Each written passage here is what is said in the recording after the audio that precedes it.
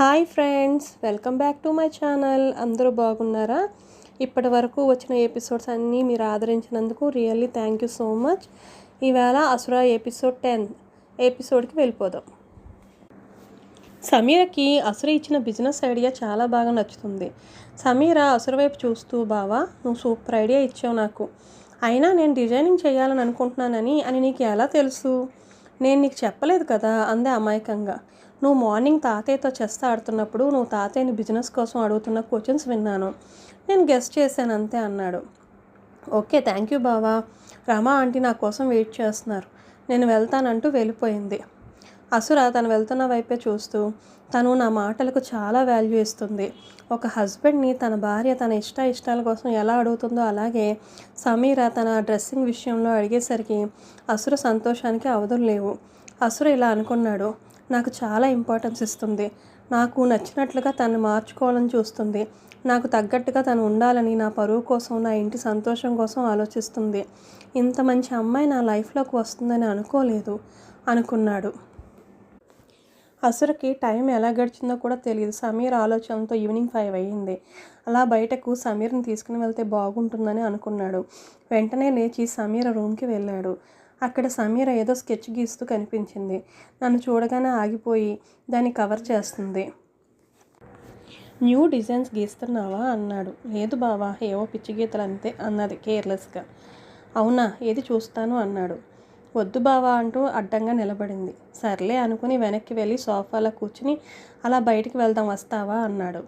అంతే చిన్నపిల్లలాగా ఒకేసారి నా దగ్గరికి వచ్చి, ఓకే బావా ఎక్కడికి తీసుకువెళ్తావు అని చాలా ఎగ్జైటింగ్గా అడిగింది. దానికి అసుర నీ ఇష్టం, మూవీస్, డిన్నర్, ఇంకా ఎక్కడికైనా అని అన్నాడు.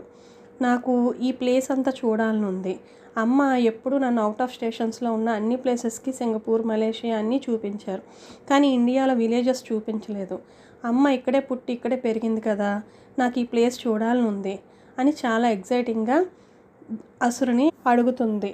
ఓకే, నీకు ఊరంతా చూపిస్తాను, పద రెడీ అవు అని వెళ్ళిపోయాడు. సమీర వెంటనే ఒక ప్లెయిన్ రాయల్ బ్లూ శారీ కట్టుకుని, ఓ చిన్న రెడ్ స్టిక్కర్ పెట్టుకుని, లూజ్ హెయిర్, దానికి తోడు వేలాడుతున్న ఇయర్ రింగ్స్, మెడలో ఒక చిన్న చైను, సింపుల్గా రెడీ అయ్యింది. చేతికి మ్యాచింగ్ బ్యాంగిల్స్, ఆల్రెడీ అసుర ఇచ్చిన ముచ్చపు ఉంగరం తన చేతికి ఉంది. ఉంగరాన్ని చూసి నవ్వుకుంది. అసలు ఆ ఉంగరం దగ్గరే కదా ఫ్రెండ్స్ వీళ్ళ లవ్ స్టోరీ స్టార్ట్ అయింది, కాబట్టి ఉంగరం మర్చిపోకండి, ముచ్చపు ఉంగరం. మెడలో అసురు కట్టిన బంగారు తాళి కూడా సరిగ్గా సరి చేసుకుని ఒక్కసారి తను మిర్రర్లో చూసుకుని అసుర రూమ్కి వెళ్ళింది. అసుర డోర్ నాక్ చేసింది. అసుర డోర్ ఒక్కసారి సమీర్ని చూసి మైమర్చిపోయి అలా చూస్తూ ఉండిపోయాడు. సమీర అది చూసి, నువ్వు రెడీ అయినా బావా అని అడిగింది. Black shirt, white cream pant, formal వేర్లో బాడీ స్ప్రే చేసుకుంటూ సమీర్ని చూస్తూ రెప్ప వేయకుండా మర్చిపోయి అలా చూస్తూ ఉండిపోయాడు అతడు సమీరని అలా శారీలో చూడటం అదే ఫస్ట్ టైం.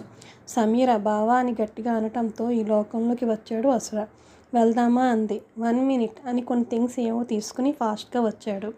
ఇద్దరూ కలిసి కిందకి వెళ్ళి, అత్త బావ నన్ను బయటికి తీసుకువెళ్తున్నాడు, మరి వెళ్ళనా అంది. సరస్వతి గారు సమీరని శారీలో చూసి మురిసిపోతూ, చాలా అందంగా ఉన్నావు తల్లి అంటూ, నాకు మా అత్తగారు గుర్తుకు వస్తున్నారు, ఆవిడ చాలా అందంగా ఉండేవారు నీలాగే అని.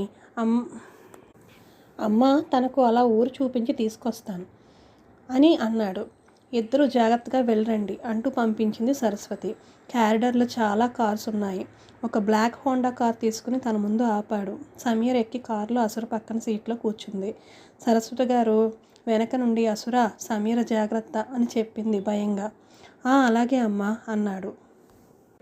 సమీర వాళ్ళ అత్తకి బాయ్ చెప్పింది. కారు రయ్యమని దూసుకెళ్ళిపోయింది హైవేపై. ఇద్దరు సెక్యూరిటీ మాత్రమే వెనుక కారులో వస్తున్నారు. తనకి చాలా రోజుల తర్వాత బయటికి రావడంతో చాలా సంతోషంగా అనిపించింది సమీరకి. ఎటు చూసినా అందమైన తోటలు, పొలాలు కనిపిస్తున్నాయి. ఈవినింగ్ 6 అవుతుంది. ఆకాశంలో చాలా రకరకాల పక్షులు తమ గూళ్ళకి వెళ్తున్నాయి.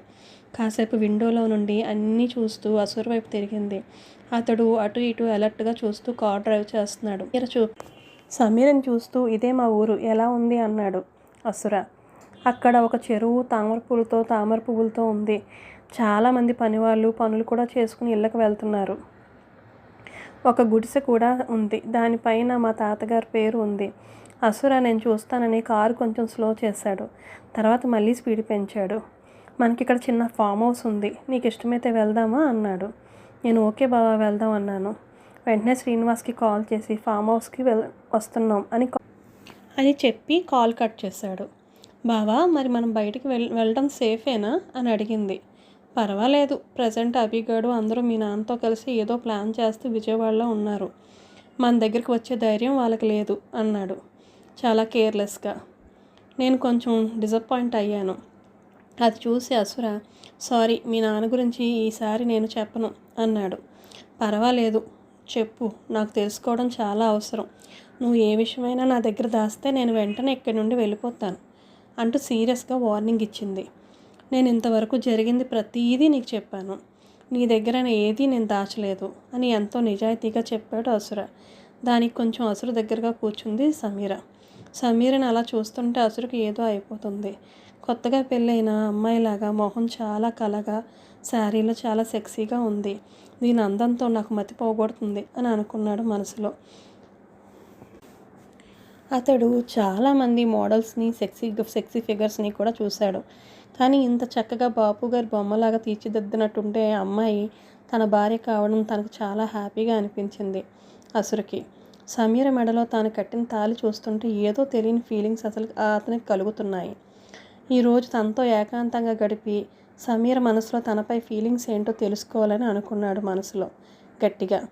ఇంకా కొంచెం దూరంలో ఫామ్ హౌస్ వస్తుంది అనగా కొంతమంది సెక్యూరిటీ వాళ్ళు ఒక జీప్లో వచ్చి మా కార్ ఆపి, సార్ మేము మీతోనే ఉంటాం, పెద్దయ్య గారు మమ్మల్ని పంపారన్నారు. వెంటనే అసుర వాళ్ళని గుర్తుపట్టి తాతయ్యకి ఫోన్ చేశాడు. నరసింహరాజు, నా పర్మిషన్ లేకుండా ఎందుకు బయటకు వెళ్ళావు? సమీరను తీసుకుని ఇమీడియట్గా ఇంటికి రా అన్నాడు. తాతయ్య ప్లీజ్ అర్థం చేసుకో, ఫస్ట్ టైం తనతో బయటికి వచ్చాను, మన ఫామ్ హౌస్కే తీసుకెళ్తున్నా, నైట్ 10 కల్లా మేము వచ్చేస్తాం అన్నాడు చిన్నపిల్లాడిలాగా. తాతయ్య అటు నుంచి నవ్వుతూ సరే త్వరగా వచ్చేయండి అంటూ సెక్యూరిటీని పంపాను, వాళ్ళు నీ దగ్గరే ఉంటారు, తప్పదు అంటూ కాల్ కట్ చేస్తారు.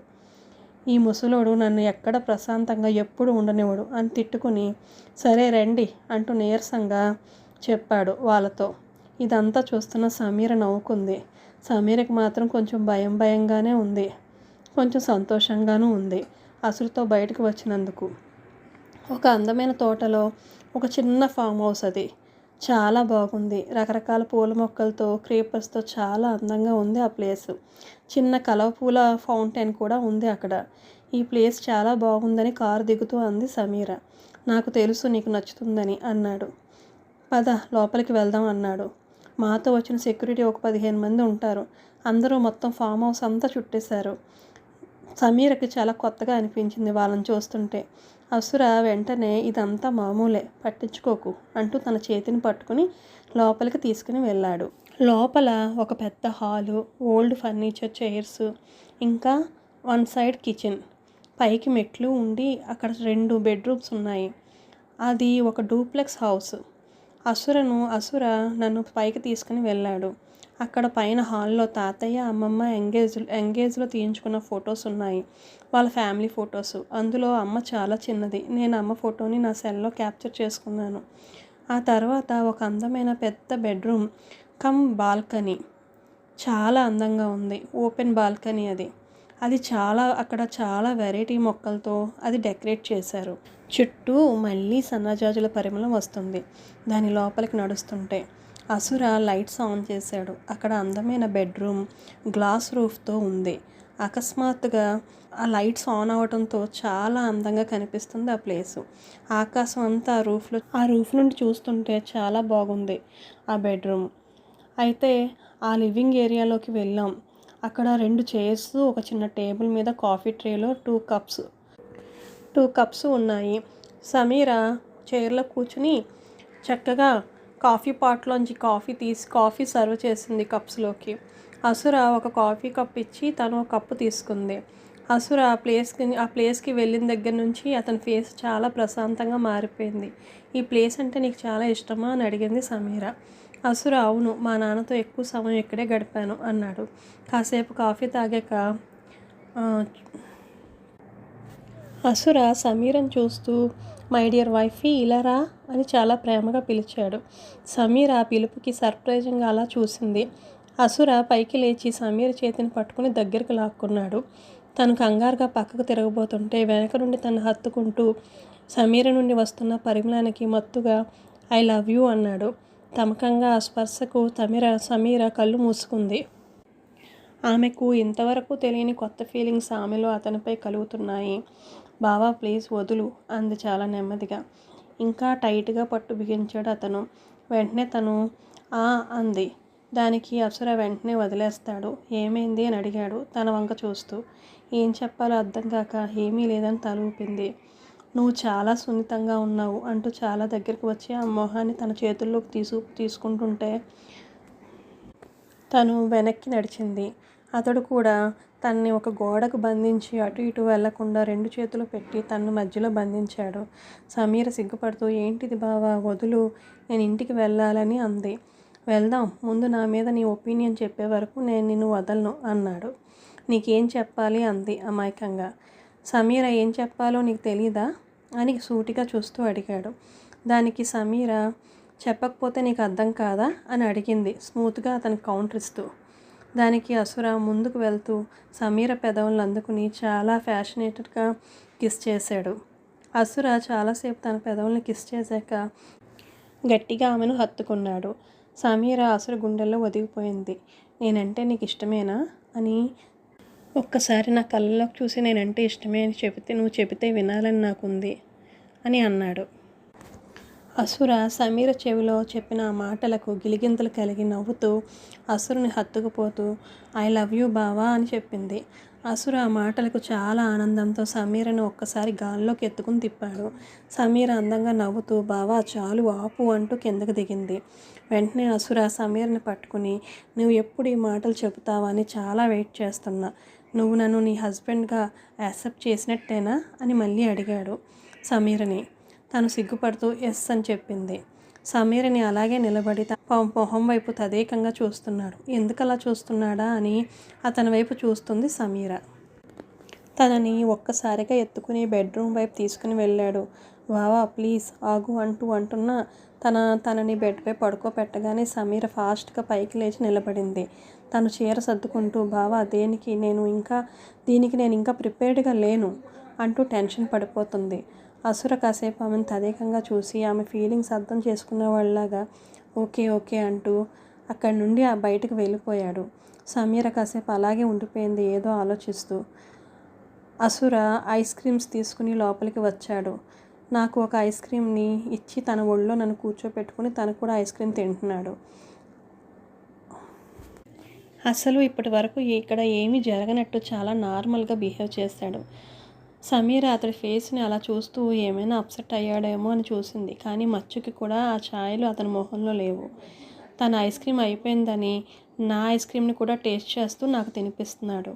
ఆ తర్వాత శ్రీనివాస్ కాల్ చేసి సార్ ఇంట్లో పెద్ద ఆయన చాలా టెన్షన్ పడుతున్నారు, త్వరగా మేడం గారిని తీసుకుని ఇంటికి రండి అన్నాడు. టైం 9 అయ్యింది. సరే అని ఫోన్ కట్ చేసి సమీర్ వైపు చూస్తూ తన ఫింగర్తో సమీర్ లిప్స్పై అంటుకున్న ఐస్ క్రీమ్ని తీసి తన నోట్లో పెట్టుకుని ఇప్పుడు ఐస్ క్రీమ్ చాలా టేస్ట్గా ఉంది అని కన్నుకొట్టాడు సమీరకి. దానికి సమీర చాలా హాయిగా నవ్వేసింది. అప్పటిదాకా ఆమె గుండెల్లో ఉన్న గుబులు తగ్గి నార్మల్ అయ్యింది. సమీర కాసేపు ప్రశాంతంగా ఒకరి కళ్ళల్లోకి ఒకరు చూసుకున్నారు.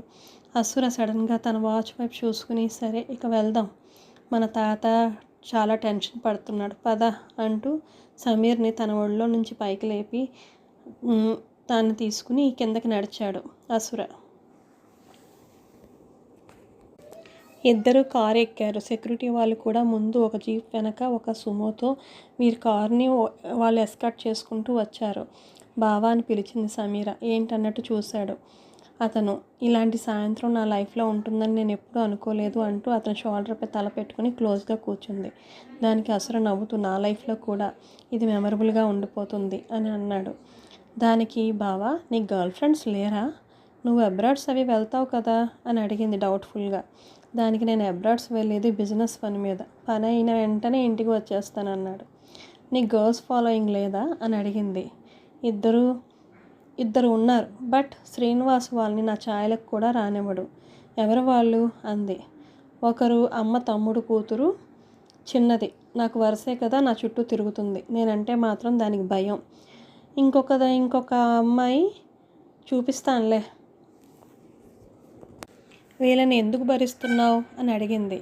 అప్పుడప్పుడు వీళ్ళు నాకు పనికొస్తారు. అవునా బాబోయ్, నువ్వు కూడా మామూలుడివి కాదు, ఇలా కూడా వెనకపడేవారిని వాడుకుంటారా అన్నది. వాళ్ళు కూడా అంత మంచివాళ్ళేం కాదు, ఇద్దరు ముంచే రకాలే అన్నాడు. కానీ వెంటనే నేను ఇంకా వారిని కట్ చేసేస్తానులే అన్నాడు చాలా నమ్మకంగా. దానికి సమీర నవ్వింది. వాళ్ళ పేర్లు ఏమిటని అడిగింది. చిన్న మామయ్య పేరు లక్ష్మణరావు, వాళ్ళ అమ్మాయి పేరు క్రాంతి. ఇంకో అమ్మాయి అది ఆఫీస్లోనే, నా office head of the department HR, దాని పేరు రమ్య అన్నాడు. ఓ, ఆఫీస్లో అయితే మీకు ఫాలోయింగ్ గట్టిగానే ఉందన్నమాట. నీకు భయమా అని అడిగాడు. నాకెందుకు భయం అంటూ మొహం పక్కకు తిప్పుకుంది. దాంతో అంత లేదు తల్లి, నాకు ఏదో వాళ్ళతో పని చేయించుకోవడం తప్ప వేరే ఉద్దేశం ఏమీ నాకు లేదు అని చాలా హానెస్ట్గా చెప్పాడు. నా మనసులో, నా తనువులో నువ్వు తప్ప వేరే అమ్మాయికి అవకాశం లేదు, నేను ఇవ్వను అని చాలా సీరియస్ టోన్లో చెప్పాడు. ఆ మాటకి సమీరకి ఒక్క క్షణం అసురుని చూస్తూ ఉండిపోయింది. మరి నీ గురించి చెప్పు అన్నాడు. నా గురించి ఏమీ లేదు, నన్ను ఎవరు ఫాలో చేస్తున్నారో కూడా నాకు తెలియదు. ఎప్పుడు నా వర్క్, అమ్మ, ఈ రెండు, ఇంకా నా ఫ్రెండ్స్, వీళ్ళతోనే ఉంటాను నేను అంది. అంతేనా అన్నాడు. అంతే, ఇప్పుడు నా ప్రియమైన రాక్షసుడివి అని నాలిక ఖర్చుకుంది. ఏంటి అని కన్ఫ్యూజ్ అవుతూ ఫేస్ పెట్టి సమీర్ వంక చూశాడు. బావా, నాకు ఒక ఫ్యాంటసీ ఉంది. ఏంటది అన్నాడు. నువ్వు నాకు పరిచయం కాకమునిపే నేను నా కల్లో చూశాను. అవునా అంటూ ఆశ్చర్యపోయాడు. దానికి తను మళ్ళీ చెబుతూ, ఒక రాక్షసుడి గెటప్లో నువ్వు ఈ ఉంగరాన్ని నాకు పెట్టినట్లు కల వచ్చింది. అందుకనేనా నన్ను చూసినప్పుడల్లా చాలా భయపడేదానివి అన్నాడు. అవును అని అన్నది. దానికి అసుర ఆశ్చర్యపోయాడు. అంటే ఏంటి, నేను రాక్షసుని అంటావా అన్నాడు అసుర. లేదు, సరదాగా అన్నాను. నీ కోపం వచ్చినప్పుడు అచ్చు ఆ రాక్షసుల్లాగే ఉంటావు. నా మాట నమ్మకపోతే నా రూమ్లో నీ స్కెచ్ ఉంది చూడు, నా డైరీలో కూడా ఉంది. దానికి కాసేపు ఆశ్చర్యపోతూ, నన్ను నువ్వు ఎప్పుడు చూడలేదు కదా అని అడిగాడు అసుర. లేదు బావా అంది. ఈలోగా విల్లా వచ్చేసింది. అత్త ఎంట్రన్స్లోనే ఉంది. నా దగ్గరికి వచ్చి, ఏమ్మా ఇంత లేట్ అయ్యింది, తాతయ్య చాలా కంగారు పడ్డారు తల్లి అన్నారు. నేను సారీ అత్త, టైం చూసుకోలేదు అన్నాను. దానికి ఆవిడ నవ్వి, పద ఫ్రెష్ అయ్యి డిన్నర్ చేద్దాం కానీ అని లోపలికి తీసుకెళ్ళింది. అసుర కార్ పార్క్ చేసి తన రూమ్కి వెళ్లకుండా తిన్నగా సమీర్ రూమ్కి వచ్చి ఆ రాక్షసుడి స్కెచ్ చూసి షాక్ అయ్యాడు. తను ఆ కాస్ట్యూమ్లో అచ్చు అలానే ఉంటాడు. కాసేపటికి ఆశ్చర్యంగా అలా చూస్తూ ఉండిపోయాడు. తనలాగే ఒక రాక్షసుడు ఉండటం ఏంటి, అది సమీర కల్లోకి రావటం ఏంటి అని కాసేపు షాక్లో ఉండిపోయాడు అతను. మరి ఈ ఫ్యాంటసీ లవ్ స్టోరీ ఏమవుతుందో మరిన్ని ఎపిసోడ్స్ చూడండి, తెలుసుకోండి. Please like, share and subscribe. Thank you. Bye.